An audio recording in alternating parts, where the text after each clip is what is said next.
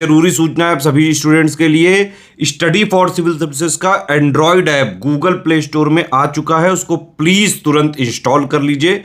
और अगर आप स्टडी फॉर सिविल सर्विसेज के सिर्फ ऐप से कोई भी कोर्स, कोई भी पीडीएफ परचेस करते हैं तो उसमें अप्लाई कूपन, अगर आप ज्ञान सर जो है आप उसमें अप्लाई करते हैं, ये कूपन कोड है, तो उसमें 20% फीस तुरंत माफ हो जाएगी। मतलब 20% डिस्काउंट तुरंत उसमें लग जाएगा। ज्ञान सर लिखना है, नॉर्मली ज्ञान सर स्मॉल लेटर में है सब कुछ, कोई स्पेस नहीं, कोई कॉलम नहीं, सिर्फ ज्ञान सर GYANSIR। इस तरह से अगर कूपन कोड लगाते हैं आप ऐप में बाई करने से पहले, जो अप्लाई कूपन वाले में आता है, तो 20% का डिस्काउंट तुरंत मिलेगा। वीडियो देखिए। तो दोस्तों कैसे हैं आप सब। हिस्ट्री की डे वाइज सीरीज में आपका स्वागत है। टॉप 500 एमसीक्यू की सीरीज है ये, और इसमें आप ये समझो एंशिएंट, मिडीवियल, मॉडर्न तीनों का मिक्सचर है। तीनों के क्वेश्चंस जो मोस्ट इंपॉर्टेंट आपके एमसीक्यू हैं वो देखने को आपको मिलेंगे। साथ में ये समझिए इसी चैनल पे मैंने मॉडर्न हिस्ट्री भी स्टार्ट करी है, वो टॉपिक वाइज स्टार्ट करी है, ठीक है, एमसीक्यू के फॉर्म में नहीं, टॉपिक वाइज। और उसमें मैंने अभी आपको एक ही टॉपिक कराया जो सबसे इंपॉर्टेंट था, 1857 का विद्रोह। आगे जैसे जैसे आपका सीरीज चलेगी तो वो भी उसमें भी अलग अलग टॉपिक्स आएंगे, उसको भी जरूर देखिएगा। टॉपिक वाइज स्टार्ट कराने का मतलब ये था ताकि आपको जो फैक्चुअल चीजें हैं जो प्री के हिसाब से इंपॉर्टेंट है, जितना प्री में पूछा जाएगा वो आपको पता लगता रहे, वो याद होता रहे, ठीक है।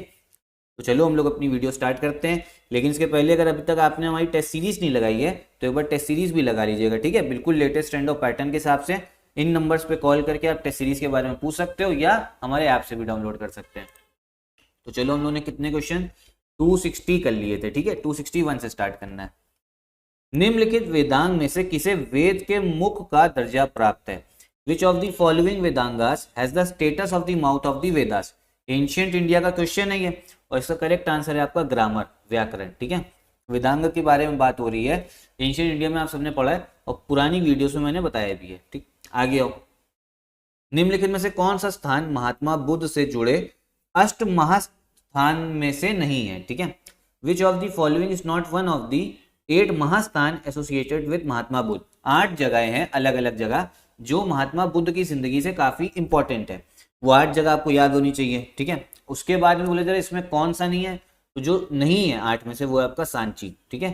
सांची नहीं है, बाकी बहुत सारी अलग अलग जगह है, ठीक है। उसको जब मॉडर्न हिस्ट्री हो जाएगी तो फिर मैं उसको एंशिएंट हिस्ट्री में कराऊंगा, ठीक।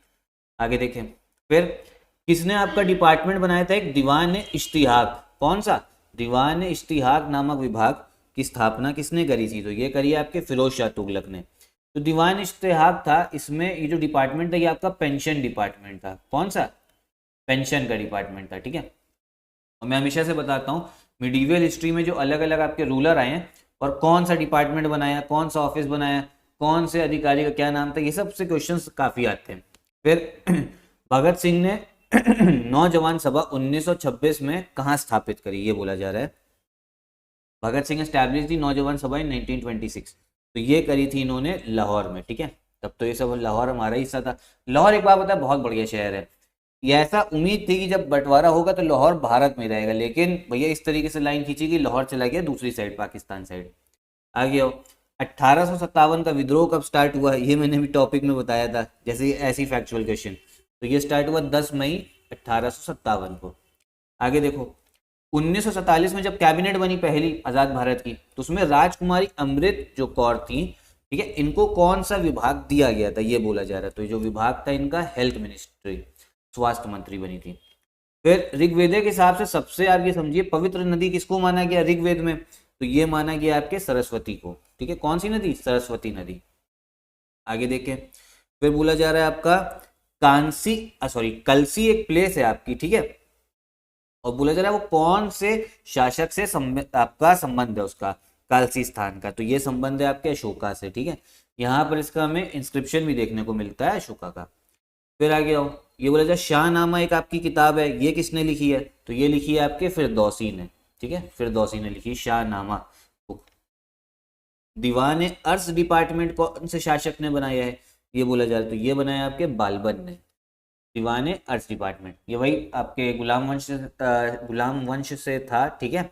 और दीवान अर्श जो था ये आपका मिलिट्री डिपार्टमेंट था, सेना को लेके, ठीक। आगे आइए। Who is the author of कथा सरित सागर, ठीक है। कथा सरित सागर के रचयिता कौन है? तो ये हैं आपके सोमदेव। मिडीवियल इंडिया का क्वेश्चन है ये, मिडीवियल इंडिया का। फिर घग्गर नदी के किनारे बोले जरा कौन सी हड़प्पन साइट है, ठीक है, घग्गर नदी किनारे हड़प्पन स्थल कौन सा है, तो ये है आपका कालीबंगन, कालीबंगन, ठीक। आगे देखो, बारदोली सत्याग्रह किसने आपका नेतृत्व किया था, तो ये करा था आपके सरदार वल्लभ भाई पटेल ने। कब हुआ था बारदोली सत्याग्रह, ये 1828 में हमको देखने को मिला है, ठीक है। और आपका जो बारदोली है ये कहाँ पर है, ये आपके सूरत में आता है। तो ये सत्याग्रह वही हुआ था कि किसानों के ऊपर टैक्स वैक्स वगैरह जो है ना काफी बढ़ा दिए थे, तो वही टैक्स को लेके, ठीक है, कि अंग्रेजों के खिलाफ किसानों का टैक्स जो है कम करो। फिर आपका अहमदिया आंदोलन जो स्टार्ट हुआ है, ये भी आपका भी अंग्रेजों के जमाने पे 19वीं सदी की अगर आप बात करोगे वहां तब स्टार्ट हुआ है, ठीक है, अहमदिया मूवमेंट। तो ये स्टार्ट हुआ था आपके, किसने करा है, सबसे पहले तो मिर्जा गुलाम अहमद, इन्होंने स्टार्ट किया, बिल्कुल सही है, मिर्जा गुलाम अहमद ने शुरुआत करी थी। दूसरा वाला गलत है, इसमें जिहाद के बारे में कुछ भी नहीं सपोर्ट करा था, कुछ नहीं बताया था। फिर क्या था, इसके नेता अपने को हजरत मोहम्मद का अवतार मानते थे, ये भी बिल्कुल सही है। It's leaders considered themselves the incarnation of हजरत मोहम्मद, तो पहला भी सही है और आपका तीसरा भी सही है। करेक्ट आंसर आपका कौन सा हो जाएगा, बी वाला, 1 और 3 दोनों, ठीक है। आगे देखें, Ravi Kirti was the court poet of which ruler, Ravi Kirti किसका दरबारी कवि था, ठीक है, तो ये था आपका दरबारी कवि पुलकेशिन II का, ठीक है, पुलकेशिन द्वितीय का।